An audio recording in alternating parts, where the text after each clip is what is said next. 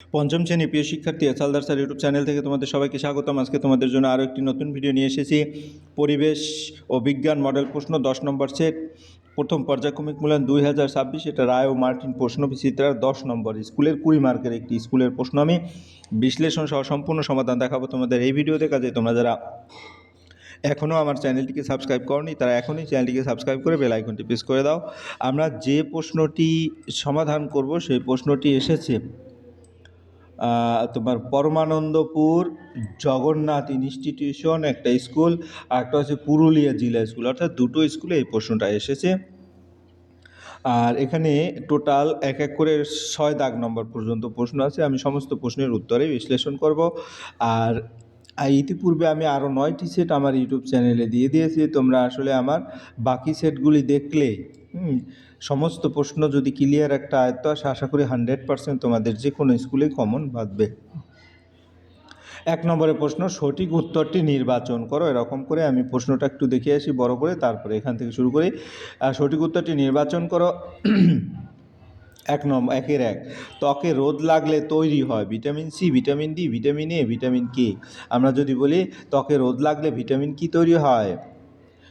Vitamin A তৈরি হয়। হ্যাঁ, একটু লক্ষ্য করি, যদি আসলে ত্বকে রোদ লাগলে ভিটামিন এ ত্বক ও চোখ সুস্থ রাখে, এর অভাবে ত্বকের সমস্যা ও চোখের রোগ হয়। ভিটামিন সি ক্ষত সারাতে সাহায্য করে, ভিটামিন ডি হাড় শক্ত করে এবং ভিটামিন কে রক্ত জমাট বাঁধতে সাহায্য করে। হ্যাঁ, এরপরের প্রশ্ন আসলে ভিটামিন ডিও কিন্তু তৈরি হয়। আসলে দুটো অপশনে আমরা বলতে পারি। যাই হোক, এরপরের প্রশ্ন 1-2 একটি জৈব সারের নাম হলো ফসফেট সার, ইউরিয়া সার, নাইট্রোজেন সার এবং কম্পোস্ট সার। উত্তর, একটি জৈব সারের উপাদান হচ্ছে কম্পোস্ট সার। কারণ যদি বিশ্লেষণে যাই, পাতা, গোবর, জৈব আবর্জনা পচিয়ে তৈরি হয় একটি জৈব সার। হ্যাঁ, তাহলে ফসফেট, ইউরিয়া, নাইট্রোজেন এগুলি রাসায়নিক সার, কারখানায় তৈরি হয়। পরের প্রশ্ন 3 নম্বরের, 300 বছর আগে কলকাতার নোংরা ফেলা হতো গঙ্গা, বিদ্যাধরী, মাতলা, দামোদর নদীতে। তাহলে উত্তর হবে দামোদর নদীতে। কেন? পুরনো সময় কলকাতায় বর্জ্য বা নোংরা দামোদর নদীর দিকে ফেলা হতো। এটি স্থানীয় ইতিহাসভিত্তিক তথ্য। এরপরের প্রশ্ন, গন্ডারের খড়গ 4 গন্ডারের খড়গ হলো আসলে চুল, লোম, নখ, ত্বক। প্রশ্নটা অনেক স্কুলে এসেছে। আসলে চুল। গন্ডারের খড়গ আসলে শক্ত চুলের মতো কেরাটিন পদার্থ দিয়ে তৈরি। এটা হাড় নয়, নখ বা ত্বক থেকেই তৈরি হয়। হ্যাঁ, এরপরের প্রশ্ন তোমার গিয়া রসিক বিল। এই প্রশ্নটাও অনেক দেখা যাচ্ছে। অবস্থিত কোথায়? বাঁকুড়ায়, পুরুলিয়া, কোচবিহারে, কলকাতায়। উত্তর হচ্ছে কুচবিহারে। কারণ রসিকবিল পশ্চিমবঙ্গের কুচবিহার জেলায় অবস্থিত। এটি একটি গুরুত্বপূর্ণ জলাভূমি ও পাখির অভয়ারণ্য। এরপরের প্রশ্ন 1-5 কি বলেছে? চুলের রং সাদা হয়। চুলের রং সাদা হয় ক্লোরোফিল, রক্ত, মেলানিন, জলের অভাবে। উত্তর মেলানিন। চুলের রং নির্ধারণ করে মেলানিন নামে রঞ্জক পদার্থ। মেলানিন কমে গেলে চুল সাদা ও পাকা হয়। ক্লোরোফিল গাছের সবুজ রং, আর রক্ত হচ্ছে চুলের রঙের সাথে সম্পর্ক নেই। কাজেই এটা উত্তর হবে মেলানিন। হ্যাঁ, জল কম, চুল শুষ্ক হতে পারে, সাদা না।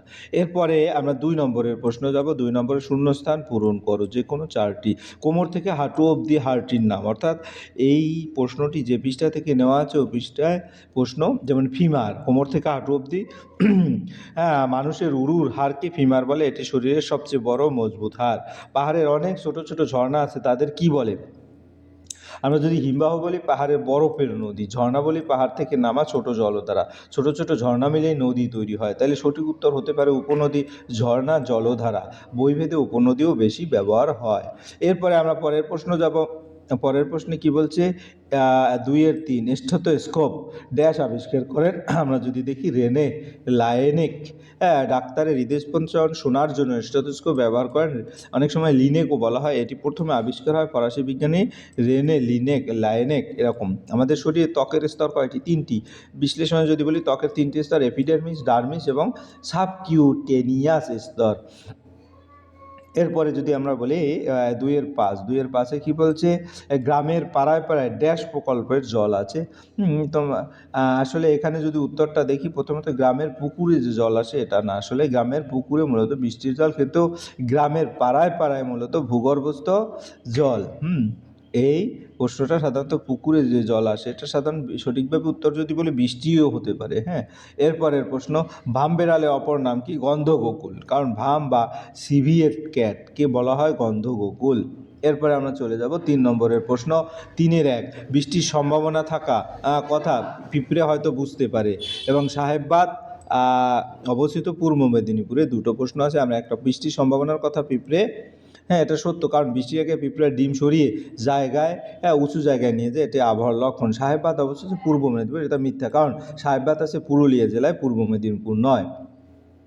এরপর আমরা 4 নম্বরের প্রশ্ন দেখব, বাম দিকের সাথে ডান দিক মিলকরণ। গৌর, ব্যাঙাচি, শুঁয়োপোকা, দহ, প্রজাপতি, জলাশয়, বাইসন, লার্ভা দশা। আমরা যদি একটা একটা করে দেখি, গৌর মূলত বাইসন, হ্যাঁ গৌর হলো ইন্ডিয়ান বাইসন। তারপরে ব্যাঙাচি সে লার্ভা দশা, ব্যাঙের বাচ্চা অবস্থাকে লার্ভা বলা হয়। শুঁয়োপোকা প্রজাপতি, শুঁয়োপোকা বড় হয় প্রজাপতি হয়।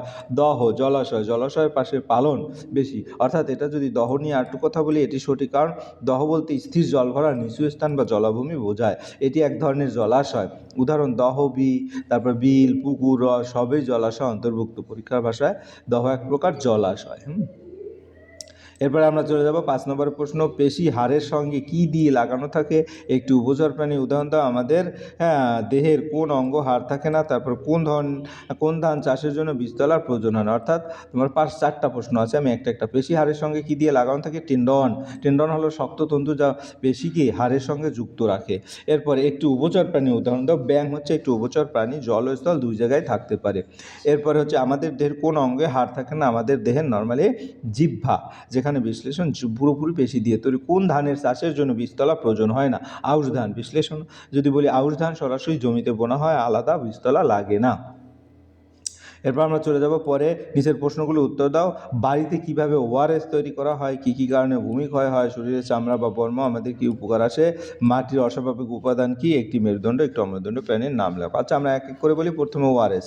বাড়িতে ওআরএস তৈরির জন্য প্রথমে 1 লিটার জল ফুটিয়ে ঠান্ডা করা পরিষ্কার করা জল নিতে হবে। তারপর সেই জলে 6 চা চামচ চিনি এবং আধা চা চামচ লবণ মিশিয়ে ভালোভাবে নাড়তে হবে। মিশ্রণটি পুরো গলে গেলে ওআরএস তৈরি হয়। এটি ডায়রিয়া বা বমির সময় শরীরের জল ও লবণের ঘাটতি পূরণ করতে সাহায্য করে। এরপরের প্রশ্ন হচ্ছে, কি কি কারণে ভূমিক্ষয় হয়? আমরা যদি বলি ভূমিক্ষয়, ভূমির উপরের স্তর সরে যাওয়াকে ভূমিক্ষয় বলে। হওয়ার কারণ প্রবল বৃষ্টি, নদীর স্রোত, ঝড়ো হাওয়া, বন উজাড়, অতিরিক্ত চাষ এবং পাহাড় কাটা। শরীরের চামড়া বা বর্ম আমাদের কি কি উপকার করে? শরীরের চামড়া বা আমাদের যে সমস্ত শরীরের চামড়া যদি বলি, শরীরের চামড়া আমাদের দেহকে বাইরের আঘাত থেকে, জীবাণুর হাত থেকে রক্ষা করে। এটি শরীরের তাপমাত্রা নিয়ন্ত্রণ করে। চামড়ার মাধ্যমে আমরা স্পর্শ, গরম, ঠান্ডা ইত্যাদি অনুভব করতে পারি। ঘামের মাধ্যমে শরীরের বর্জ্য পদার্থ বের হয়। এছাড়া সূর্যের ক্ষতিকারক রশ্মি থেকেও কিছুটা সুরক্ষা দেয়। এরপরের প্রশ্ন, মাটির অস্বাভাবিক উপাদান কি? মাটির অজৈব উপাদান, এক কথায় অস্বাভাবিক উপাদান। তাহলে মাটির যেসব উপাদান জীবিত নয়, কোনো প্রাণের লক্ষণ নেই, তাদের মাটির অজৈব উপাদান বা অস্বাভাবিক উপাদান বলে। যেমন বালি, কাদা, পাথরের গুঁড়া, খনিজ লবণ, জল, বায়ু ইত্যাদি। এই অজৈব উপাদানগুলো মাটির গঠন তৈরি করে এবং মাটির জল ধারণ ক্ষমতা, উর্বরতা বৃদ্ধিতে গুরুত্বপূর্ণ ভূমিকা পালন করে।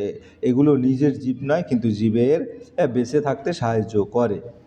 পরের প্রশ্ন হচ্ছে তোমার হলো, একটি মেরুদণ্ড এবং একটি অমেরুদণ্ড প্রাণীর নাম লেখো। তাহলে একটি মেরুদণ্ড প্রাণী হচ্ছে কি, যেসব প্রাণীর দেহ মেরুদণ্ড আছে তাদের মেরুদণ্ড প্রাণী বলে। যেমন মাছ, মানুষ, পাখি। যেসব প্রাণী দেহে মেরুদণ্ড নেই তাদের অমেরুদণ্ড প্রাণী বলে। যেমন পোকা, কেঁচো, শামুক। মেরুদণ্ড দেহকে সোজা রাখতে ও চলাচল করতে সাহায্য করে। এই ছিল টোটাল প্রশ্ন এবং তার সামগ্রিক বিশ্লেষণ। আশা করি ভিডিওটি মনোযোগ সহকারে দেখলে তোমরা ফুললি বুঝতে পারবে। পরিশেষে বলবো, ভিডিওটি দেখার জন্য অসংখ্য ধন্যবাদ। ভিডিও ভালো লাগলে লাইক, কমেন্ট, শেয়ার করতে ভুলবে না। আজ এই পর্যন্তই। ধন্যবাদ সবাইকে।